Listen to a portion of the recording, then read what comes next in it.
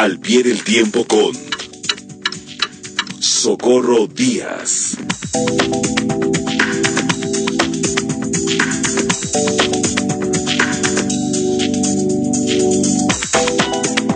Mi muy querida Socorro Díaz, ¿cómo estás? Querida Adriana, qué gusto saludarte. Igual. Pues aquí, al pie del tiempo y en enfoque. A ver. Hoy, 18 de marzo, hace exactamente un año, Adriana, murió por COVID. De acuerdo a datos oficiales, murió en el INER, en el Instituto Nacional de Enfermedades Respiratorias, el primer mexicano de los más de 190,000 registrados hasta ahora. Fue un hombre joven de 41 años que días antes había asistido a un concierto masivo en el Palacio de los Deportes de la Ciudad de México. Hoy ya hay vacunas contra la enfermedad y quiero hablar de ellas y de su impacto en la ansiada recuperación económica en el país y el mundo. Muchos economistas serios y respetables, en particular quienes ocupan cargos en el gobierno, coinciden en afirmar que en la medida que avancen los procesos de vacunación en México, se empezará a recuperar el crecimiento económico. No podemos olvidar que nuestro país registró en el 2020 una caída del 8.5 en los indicadores económicos y que ningún país del mundo se salvó de una crisis de orden económico solo comparable con la que se vivió hace casi un siglo, en 1929. Hoy conocemos de esta crisis solo lo que podemos ver en imágenes de libros, fotografías, películas. La imagen más conocida es la de los corredores de bolsa en Nueva York, arrojándose de los pisos altos de diversos edificios para perder la vida después de que habían perdido todos sus recursos. Son escalofriantes los datos publicados ayer en La Jornada, El Universal y otros medios de comunicación social acerca del impacto que la crisis económica está teniendo sobre los mexicanos más pobres. Y sé que es un fenómeno mundial, pero a mí me importa lo que ocurre primero en México. En los últimos párrafos de la nota publicada en La Jornada ayer, y con base en la Encuesta Nacional de Ocupación y Empleo del último tramo de 2020, el Consejo Nacional de Evaluación de la Política de Desarrollo Social, Coneval, reportó que la población con un ingreso laboral inferior al valor de la canasta alimentaria aumentó de 37.3% en el cuarto trimestre de 2019 al 40.7% en el cuarto trimestre del 2020. Esto quiere decir que para 4 de cada 10 mexicanos los ingresos que obtienen no les alcanza para comer. De acuerdo con el INEGI, a nivel nacional, en 9.18% de los hogares, la falta de dinero se ha traducido en un hecho cruel. Los habitantes adultos de más de 3 millones de viviendas comieron solo una vez al día. Los estados donde más personas han pasado y están pasando hambre han sido Tabasco, Guerrero, Oaxaca, y en donde menor carencia alimentaria se ha reportado han sido Querétaro, Nuevo León y la Ciudad de México. Y aún así, en la capital de la República fueron y son notables las filas de personas que se forman en los comedores públicos para recibir un plato de comida. El origen de este agravamiento del hambre entre sectores amplios de mexicanos es la pérdida de empleos. Para nadie es noticia que el aislamiento obligado, el confinamiento, como se ha dado en llamar al encierro en viviendas, redujo los espacios de trabajo y condenó a 6.3 millones de personas a comer una vez al día y en ocasiones, lo han dicho en las encuestas levantadas por el INEGI, no comieron durante un día entero, de acuerdo con la nota que ha publicado el Universal ayer. El hambre como resultado de la pandemia me parece uno de sus efectos más dolorosos.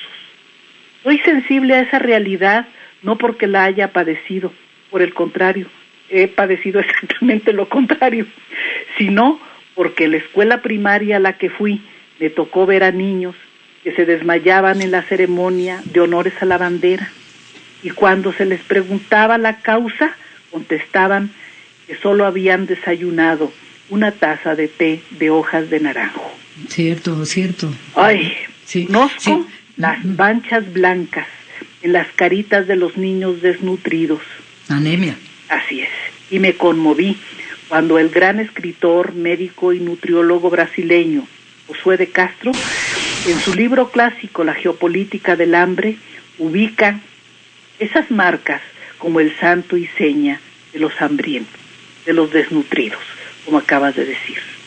Y también me conmoví cuando el noruego Premio Nobel de Literatura, Knut Hamsun, describe el hambre como incesantes arañazos en el estómago.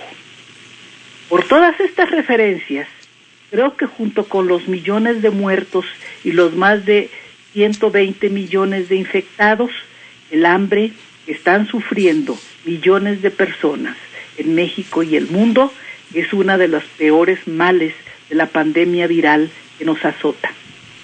Y también creo que junto con las medidas de apoyo a programas sociales que ha puesto en marcha el gobierno de Biden en Estados Unidos y los programas sociales que impulsa el gobierno de México, sobre todo en el sureste, la vacunación universal contra el coronavirus es un factor básico y determinante para reanimar la economía, por lo que es urgente ampliar y acelerar sus alcances.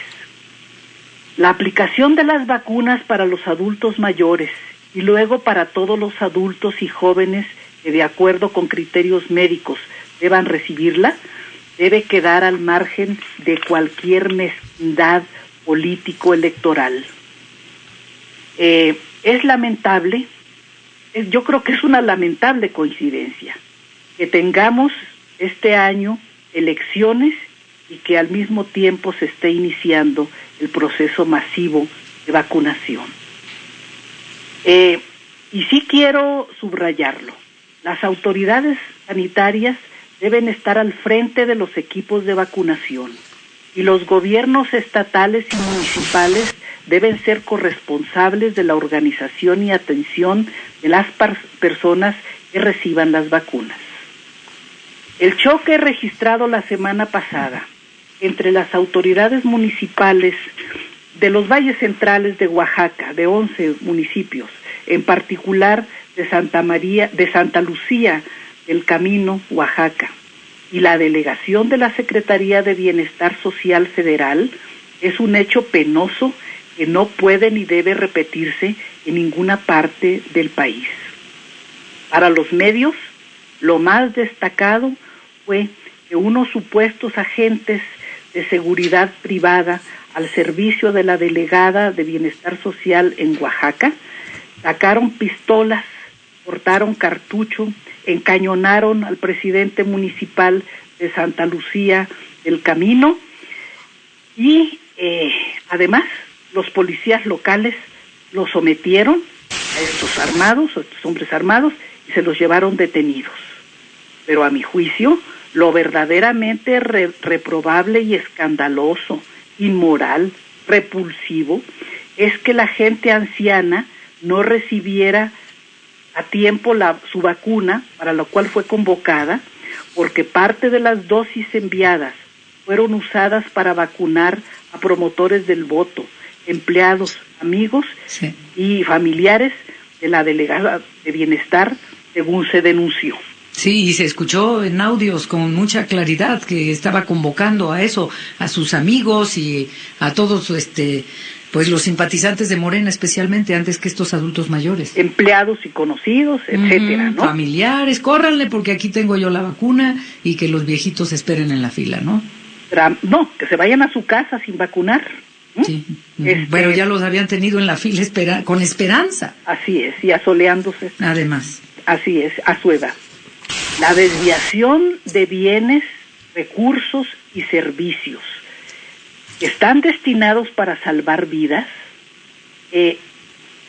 porque esto es lo que está en juego. La vida de las personas debe ser investigada y sancionada, y queremos que se informe sobre ello, no sobre los guardias armados, sino sobre la verdad y el alcance de esta desviación de bienes, recursos públicos y servicios.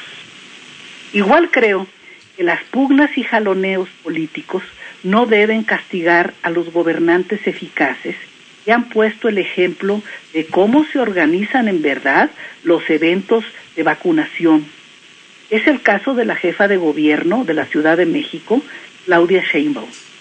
Tengo la impresión de que a la Ciudad de México le están entregando dotaciones por debajo de la densidad demográfica que tiene la capital de la República, y le faltan vacunas para las alcaldías más pobres y habitadas, como son Iztapalapa y Gustavo Amadero.